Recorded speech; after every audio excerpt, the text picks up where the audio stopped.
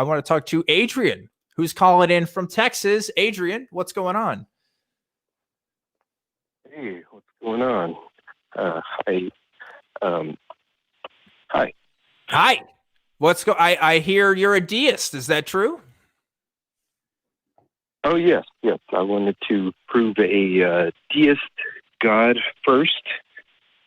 I think that's the way the route to go, right? Sure.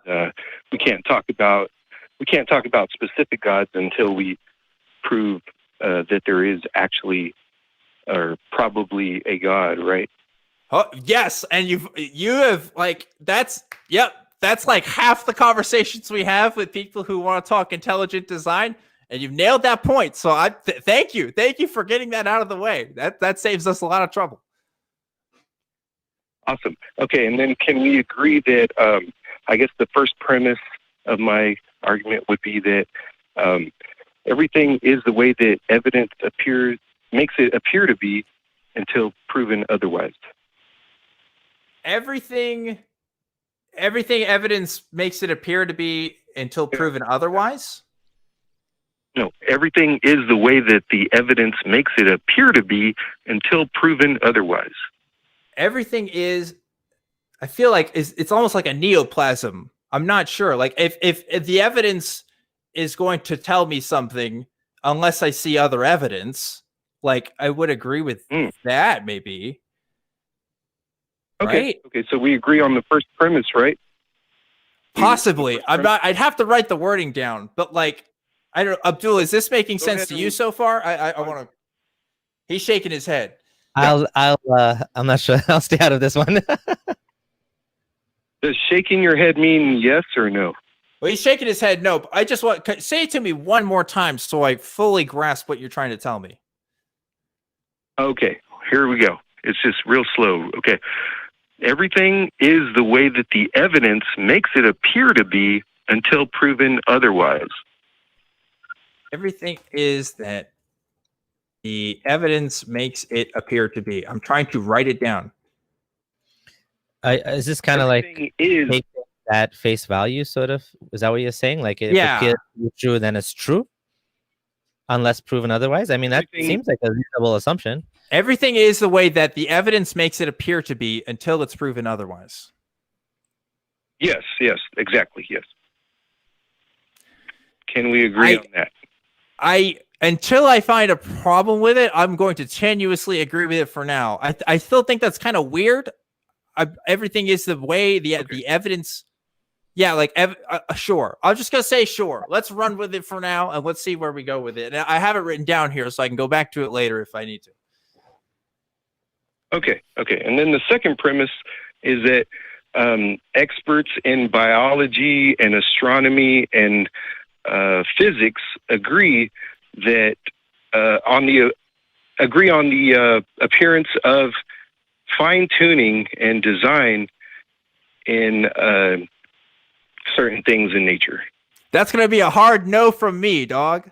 Hard no. Sorry, I do not think that is the case. If you have a meta-analysis that demonstrates that experts in physics, biology, or whatever field you want to pull up all agree at a consensus opinion, kind of like we do with climate change, we have meta-analysis of the scientists, so we know their opinions on climate change, the climate scientists.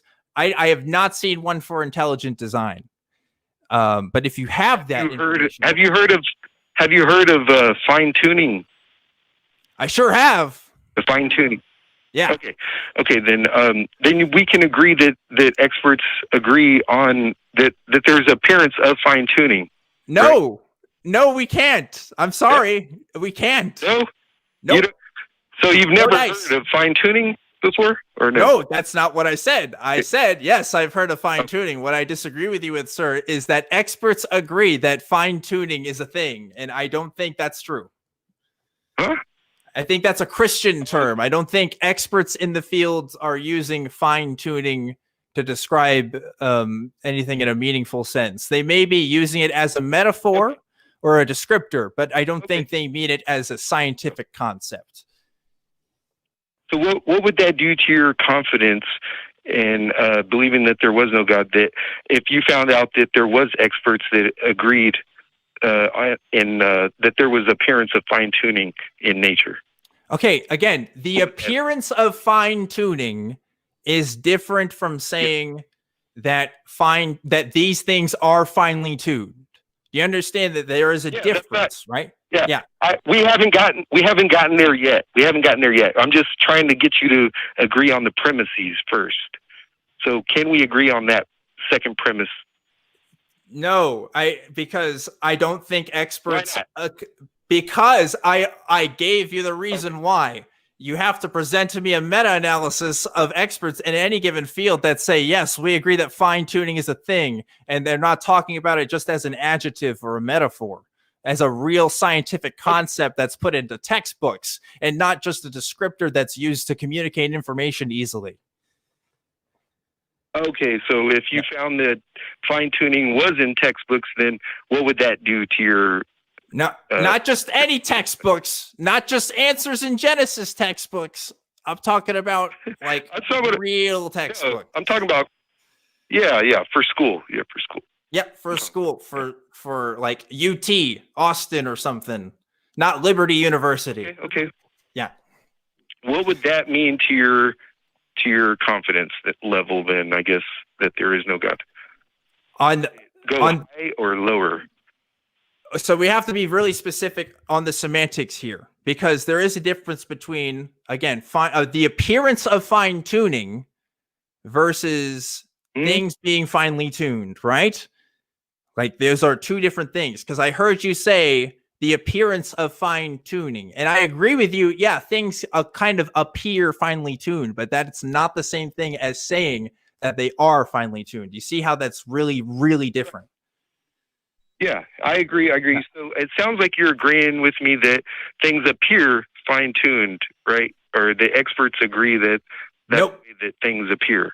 Right? See, this is because you want me to say that experts agree that things appear finely tuned in the same sense that they're saying that they are finely tuned, and I can't meet you there. I can't. No, I'm just saying that they appear that way. And I think you've already said that you agree on that point, right? I think individual experts have made descriptions of things and say, look, like this system is complex, that it has the appearance of fine tuning, but they are not using that as a basis for they're not making a premise for an argument.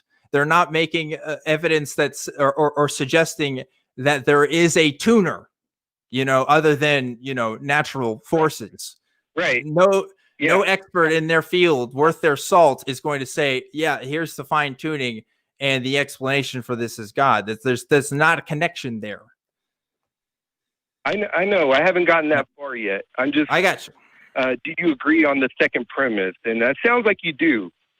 Am I wrong or no? I don't know that most scientists would say that. I have no idea. I agree that some of them do, but I have no idea if it's most. Do you know that it's most? Okay. Yes. I could say that fine-tuning is an actual thing in physics, biology, and astronomy. There's actually a thing called fine-tuning. Okay. There's I can name names of astronomers like Fred Hoyle and Roger Penrose. There's also in biology. There's also for DNA. There's Richard Dawkins, and all these guys. They're all biased in the opposite direction, which means that they are atheists, but they're also saying that they can see the appearance of design in their field of expertise. And anywhere else in the world where you have an argument and there's experts saying saying the opposite of what their bias is, then that's usually pretty good evidence. That's usually convincing, or I forget what they call it in courtroom, but compelling. Yeah, that's usually evidence. Is it? Usually, but I was wondering why you thought that it was not compelling evidence. Because I don't think you've read The Selfish Gene, to be honest with you. Because if you actually read what Richard Dawkins has to say about fine-tuning, you would find that no, these are absolutely not systems designed by a god at all. Like, he actually argues the opposite.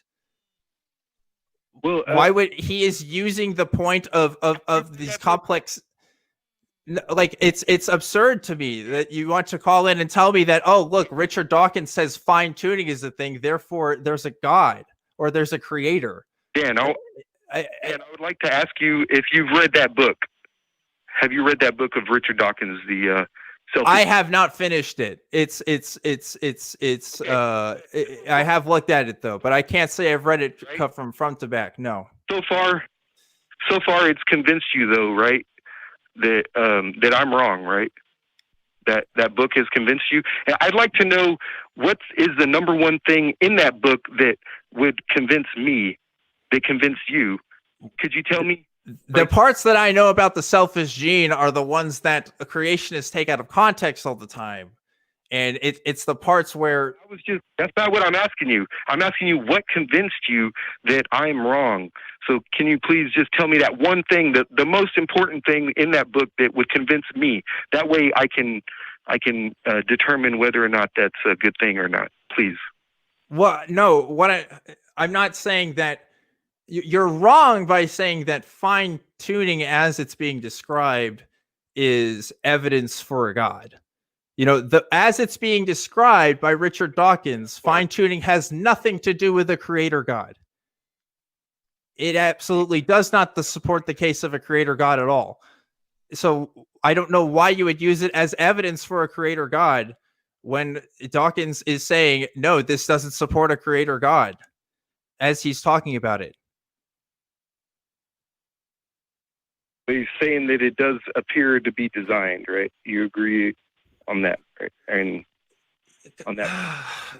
God, I'm really tired of this call, dude.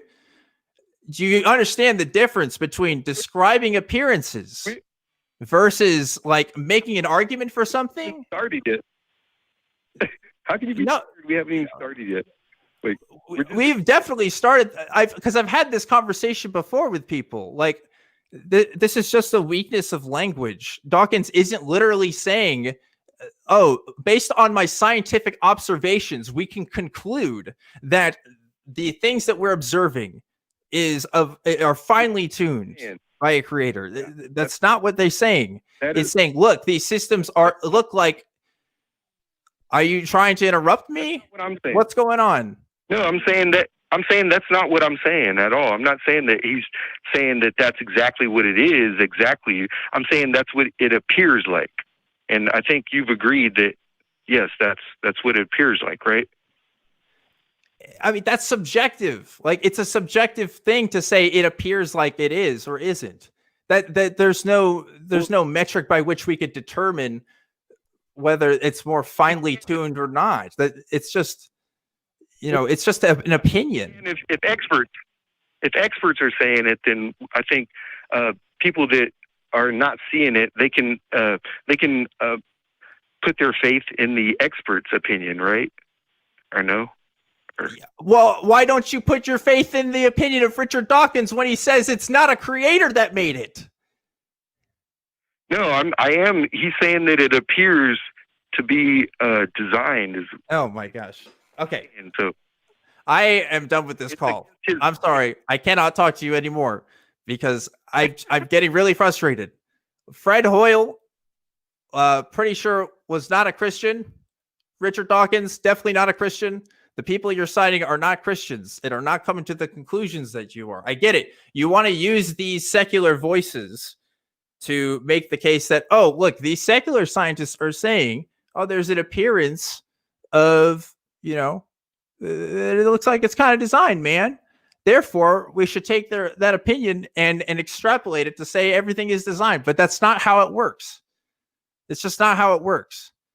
If you want to prove to me design, show me the designer. That's it.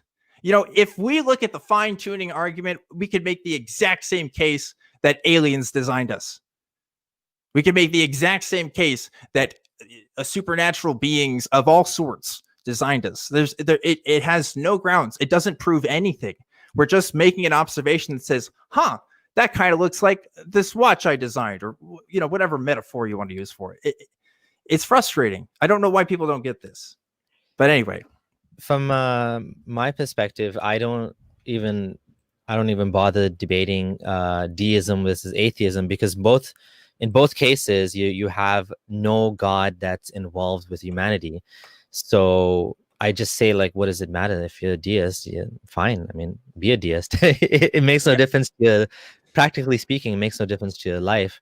I'd rather focus on, theism, because theism is where, it actually, at this point, you're claiming that there's a God that's involved, that's intervening, that's answering prayers, that cares about whether you're circumcised, how you have sex, and all of those things. So at that point, I think it's worth talking about. But normally, I don't even get into theism versus deism. Yeah, the fallacy comes from the argument from analogy on this one. I mean, we look at pyramids and we can be confident in knowing humans built that stuff because we've seen humans build the things. We've never seen humans build cows or build trees. I mean, now we're kind of doing that with, like, genetic research and stuff. But, like, we're not making the arguments to say, oh, maybe it must have been humans that done these things, because that doesn't make sense. There's no follow through with that. There's no method by which that could be done. And there's no methodology when you're talking about a creator God that created everything. There's no explanation, especially if it's outside of physics, because if we're talking about something that's outside of our understanding of physics, then by extension, our logic about physics doesn't apply either. I don't know. It's a non-starter. And I don't talk a whole lot about the creationism stuff. I'm glad we did talk about it, I guess, because it doesn't happen too much. But, like, it's because of calls like this where it's like we can't even get past some of these premises here. But anyway, let's move on.